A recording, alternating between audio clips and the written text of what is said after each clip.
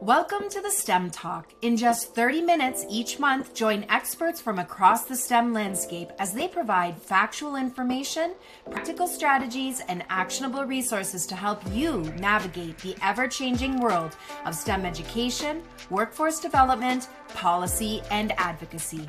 Hosted by the After School STEM Hub, STEM Education Coalition, and STEM Ecosystems, the STEM Talk creates a safe space for dialogue while maintaining a focus on information that matters to you and the community that you serve.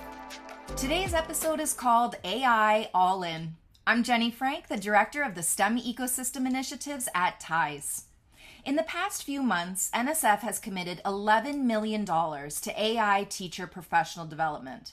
The Department of Labor launched a new Make America AI Ready initiative, and Congress has held hearings on employer-led AI training. The signal is unusually consistent. AI readiness is no longer a technology issue. It's a teacher issue, it's a workforce issue, and now it's a community issue.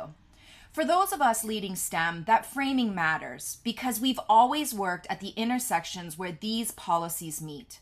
The question now isn't whether AI matters for your work, it's how your organization plans to respond. That is exactly what we are unpacking today. So let's welcome our expert guests. Della Cronin is principal at Bose Public Affairs Group. Anita Krishnamurthi is Senior Vice President for STEM and Youth Civic Engagement at After School Alliance. Leslie Brooks is STEM Manager at the After School Alliance. Welcome, everyone, and let's get started. Hi, thanks so much, Jenny. So, hi, everybody. It's nice to be with you today on this very early April day. As we were all thinking about what we would talk about today, we knew that we were coming from a time where Congress hasn't been particularly productive. What is it that we could talk about? And once we started discerning what was going on in other parts of the federal government around AI, we figured out we had a lot to talk about. That a lot of the agencies are doing quite a bit with certainly direction and suggestion from the White House and industry and other stakeholders. So let's get started in talking about what's going on in the federal government around AI. So today we're going to talk about how a number of agencies are working separately and together to produce an AI-ready America. There have been, as Jenny mentioned, some announcements from the National Science Foundation on AI and teacher capacity. The Department of Labor has been doing a pretty strong push with some new initiatives and also integrating AI into some existing programs. Including apprenticeships and employer-led AI training. And then over at the Department of Education, they are working hard at trying to get their Workforce Pell program up and running in the summer and hope that that is going to support the workforce needs of the country, including in AI. So last month, the White House released an AI policy framework. This is a quote from it. It says the Trump administration is demonstrating that leadership by issuing a comprehensive national legislative framework that addresses the most pressing policy topics that AI presents. Among those topics are protecting children and empowering parents, enabling innovation and ensuring American AI dominance, and educating Americans and developing an AI-ready workforce. Those are 3 bullet points among, I think it's about 8 or 9 in the framework itself. But certainly as educators and STEM education stakeholders, these are the ones that touch on the people, the communities that we care about, the work that we are all doing, and the opportunities that we see for us to connect our work with AI and the opportunities that are at the federal level. In addition, if you missed it, the President's Council of Advisors on Science and Technology made an announcement recently about their membership. If you look at the names, they're bold letter names. They're names that are familiar to you from technology and AI, which I think is a continued representation of the importance that this White House places on AI and the companies that are leading in that work. And the influence that they're going to have in the White House as this work continues to roll out. So after the announcement of the framework, the White House, a lot of these, if you've ever been involved with the pulling together of a White House event, it's like nothing happening, and then it's like this fire drill. And that's sort of what happened with this White House AI and Education Summit. Um, the First Lady has been front and center on these AI and education efforts. Not only has she been instrumental in running the AI Challenge, she and her team pulled together this summit, which hosted 45 nations at the White House last month. Um, this is an element of what they're calling the Fostering the Future Together initiative, which certainly supports the needs for investment in education and workforce development to produce the workforce that those sectors need. During that meeting, 9 countries presented what their national strategies are. I think those strategies spanned education and workforce development. Of course, those of us who have been in education work for some time know that the tapestry of 50 states sometimes make a national strategy like that difficult to implement in our country, but it is good for us to see what other countries are doing and how they're prioritizing. And it also sort of sends this urgency message, like these countries are investing in this in a real way right now because they see the future coming. We should be doing the same. Um, During her remarks, Mrs. Trump defined 3 pillars which she thinks will shape the next generation, which include obviously the use of AI to personalize learning. We've been talking about this for a long time. There are a lot of tools out there that allow for self-paced learning, different lessons for different kinds of learners, those sorts of tools that have become commonplace now in K-12 classrooms. There was sort of a picture that was circulating around this with her with a robot. She talked about the emergence of humanoid educators as at-home tools for students.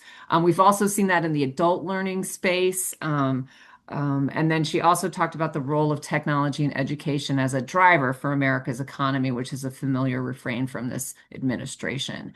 There were a lot of ed tech companies in the room, a lot of vendors talking to each other and administrators and federal policymakers about digital literacy, the role of ed tech in sort of this evolving space. And once again, this continues the ongoing federal priority on AI. They have come in, this administration has been citing the importance of AI and preparing for the changes it's going to have to so many different parts of our society from day one. And this is just a continued signal on that front.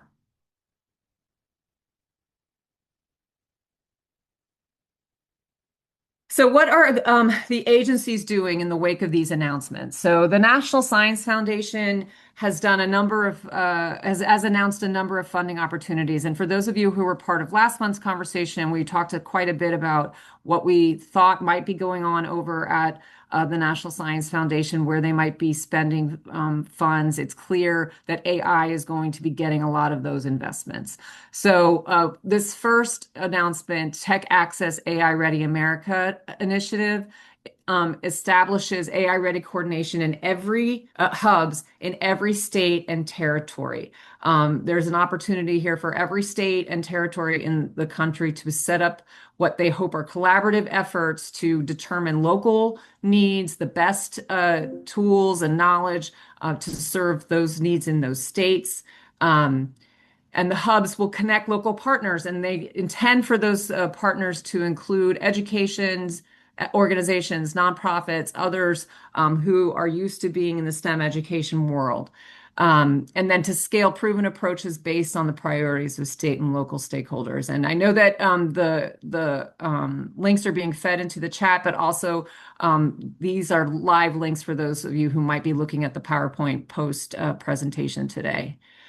And then there was big news for the Computer Science Teachers Association recently. They've gotten an $11 million award that's meant to support the executive order from last year on AI education for American youth. It's to invest in artificial intelligence professional development and sort of that foundational knowledge around computer science and computational thinking, which is fundamental to knowing about AI, knowing how it works, what it is, what it isn't, its strengths, its weaknesses, all those things that are important for the users of AI, as well as teachers who might be teaching people how to use it. That is also a multi-state initiative. It will, according to the announcement, prepare thousands of K-12 educators to teach foundational computer science and AI at scale. One of the things that I noticed when I was reading the announcement and the solicitation, though, is that it's unclear where those important educators in the informal space might fall in that announcement. And hopefully, that community can talk to their friends over at the Computer Science Teachers Association and the National Science Foundation to figure out further where they might fit into that investment. And then this is another interesting opportunity from the National Science Foundation called the Foundry Funding Opportunity. It once again is this interdisciplinary collaborative effort to design and scale solutions to challenges in K-12 learning and workforce development. 8.5 million folks who are applying for this opportunity should know there's two phases with a relatively small amount for the first, and then those who are successful in the planning phase would get larger investments in the second development phase. Not surprisingly, because that's today's theme, that this is AI focused on K-12 and workforce innovation programs. It's built around cross-sector partnerships. So again, many of you on the phone would be eligible to participate in this program. It emphasizes co-design. It emphasizes input from the communities being served, real tools, prototypes, and scaling. And again, you see this consistent alignment with the administration's workforce strategy from this agency, as well as others as we continue to go along.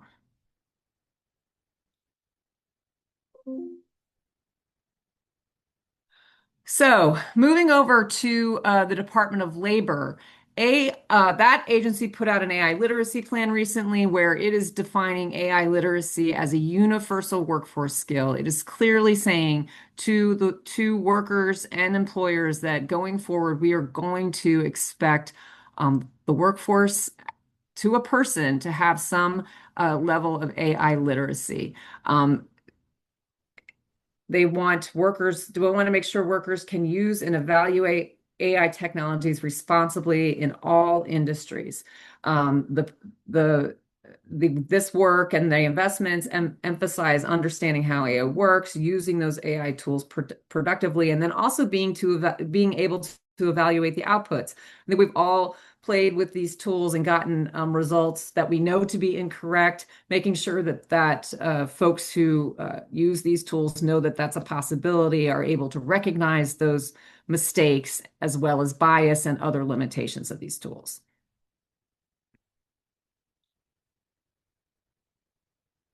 So one of the principles over at the Department of Labor on these efforts is to make sure that there's a low barrier to access. They really are trying to make sure that every worker is learning how to use AI or integrate it into their work and life. So they're also trying to make sure that their programs are reflecting the current needs of the U.S. workforce, and that means integrating AI learning to existing programs. So you'll see AI being integrated into programs like that are fall under the Workforce Innovation and Opportunity Act, as well as others, versus new initiatives that are new big initiatives that are being stood up over there. They want to embed training in workforce programs, on-the-job learning, and then they want to address prerequisites like digital learning and broadband access when they're designing this integration. So being mindful of rural areas or others that have broadband issues, making sure that there's a way to address those failings in these programs and make sure that folks have the access to the tools and knowledge that they need to become literate in AI. That, as we are familiar with in the STEM world, means meeting learners where they are versus where systems traditionally operate. They also have launched a free AI literacy course meant for all Americans. I haven't taken a look at it myself. I've heard from others who have that it's a pretty basic course on what AI is and how it works that you can take on your phone, and it's free to everyone. So some of you might want to take a look at that. Earlier this year, this AI literacy push was also evident in an award to youth build to invest in AI integrated pre-apprenticeships. This requires AI literacy to be embedded in the academic components of those apprenticeships, as well as the occupational training, targets youth, disconnected workers, and entry-level workforce. That's an interesting opportunity that's already been awarded to Youth Build, but I think we can all learn from it if we look at what the agency is doing and who they are thinking are important to invest in. And then for those of us who have worked in apprenticeships, you know that there has been this push and pull between apprenticeships and registered apprenticeships.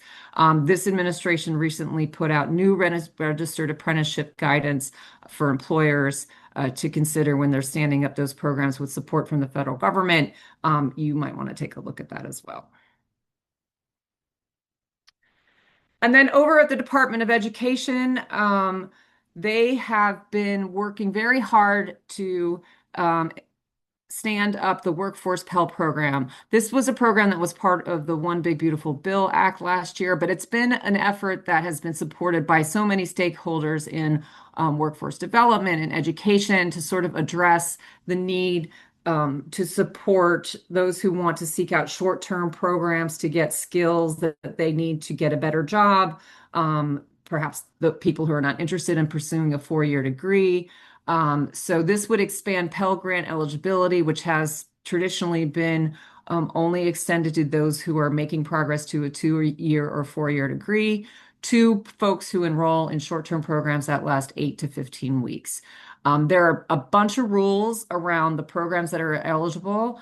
Many of them are based on workforce needs of their communities, but it would support programs that extend skill-based job-aligned training to those who enroll in them, target high-demand sectors, so no surprise that AI and tech is going to be part of that effort, certainly in the short term. And it's designed for working adults, and as I said, those non-traditional learners who maybe find themselves without the credentials they want or need to have to do the job they have well, or to seek a new job that they would like. Again, aligning with education and workforce needs. Aligning education with workforce needs is something that this administration emphasizes repeatedly, and are doing so again in the administration of this program, with the ultimate goal of reducing barriers for low-income learners and those who are switching careers.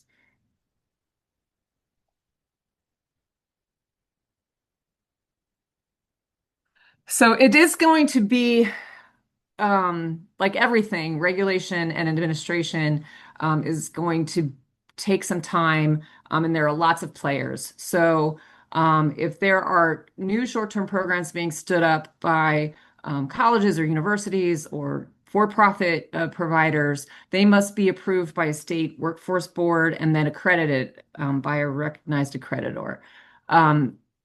Again, this demonstrated alignment is required for those who want to participate, has to go with high skill, high wage, or in demand in industry sectors. Now, this next bullet, the programs must maintain a 70% completion rate, but then also a 70% job placement rate. Those are pretty high numbers and expectations for programs like this. It'll be interesting to see. I suspect that program providers and industry see this as an opportunity to stand up programs where they can get a workforce quickly. But those kind of parameters around participation and the maintenance of completion rates and job placement rates are high thresholds. So it will be interesting to see how the program goes as it's being rolled out. The implementation date for this is July 2026. There are pending regulations at the federal level that need to be finalized, but then there are also state approvals that will need to be done for those programs that would like to participate, and that could take some time. So I suspect that in this first year, there will be a relatively small participation rate, but that will grow as folks figure out the program and get sort of the paperwork in order to be participants. The National Skills Coalition is among the many groups have been advocating for the enactment of the Workforce Pell program for quite some time. They have put together a wonderful resource, and this is a link to it that explains further about the program, who can participate, who can attend the programs that do participate, information around the requirements, et cetera. It's quite a nice tool. All right, thanks so much, Della. And before we head into our Q&A section, I just wanted to provide a couple of more additional updates since our last time gathering with you all a month ago. So if you're already in our STEM advocacy platform, you've probably already heard about these. So I just wanted to share again and with everyone else. But Senator Shaheen of New Hampshire did introduce the Supporting After School STEM Educators Act on March 9th. And this bill is really an acknowledgement of all the great things that after school STEM programs do and the need to support our after school summer, all out of school time, informal STEM learning educators. So take a look at the bill. Please help us in building awareness about it and sharing about it with the field, other advocates, and with your representatives in Congress. And then also, we recently put out a policy brief focused on after school programs and them being essential partners in building AI literacy and proficiency. So we know, as you all probably know, learning doesn't just happen in school. And this policy brief is really rooted and grounded in the ideals of after school and fostering connection, character, and caring mindsets because they're grounded in positive youth development principles. They invest in the development of both technical STEM skills and those transferable, durable skills that ensure youth are future ready and can laterally transfer between careers. They strengthen youth voice, leadership, and agency, empowering youth as future STEM leaders. And because of all these things, they have the potential to help mitigate possible negative impacts of AI by promoting in-person peer engagement and adult and near-peer mentorship. So check out the policy brief and share it around, use it in your advocacy and to support your programs. Thank you so much, Leslie. I wanted to kind of just note something that Robert Russell put in the chat here today, just a reminder or a heads up to watch for. He's talking about the NSF program's iTest and Excellent, that they have awaiting publications, and there will likely be new funding announcements or notices within the next few weeks. So I thought that was a really good, thank you for the heads up, Robert. And certainly builds on our conversation from last month. Absolutely. And can I just jump in for a second, Jenny? So I just wanted to flag for people that at the After School Alliance, we produce a publication called the After School STEM Quarterly Research Review, and the spring edition just came out, and it's focused on math. And it's relevant to this conversation because we know foundational skills like math literacy and digital literacy are really important. So I'm going to put this in the chat, and I'd encourage everybody to take a look at it because it really digs into how contextualizing math learning in sort of real life situations and communities for young people really helps build an interest and sustains interest long-term in math. And I have not seen any questions come in live through the Q&A or the chat. So if anyone has a question and wants to type it in, please feel free to go ahead and do so. And as always, you can email us. While folks are thinking about that, I'll just say, because it's not on the slides because we were waiting for it, but even though the White House has been late in submitting its budget request, we expect it to tomorrow afternoon. And I suspect stakeholders will be reacting to that budget in coming weeks. And in the meantime, the appropriations process is already started on Capitol Hill. Arguably, the more delayed this budget is, the less relevant it is to that process.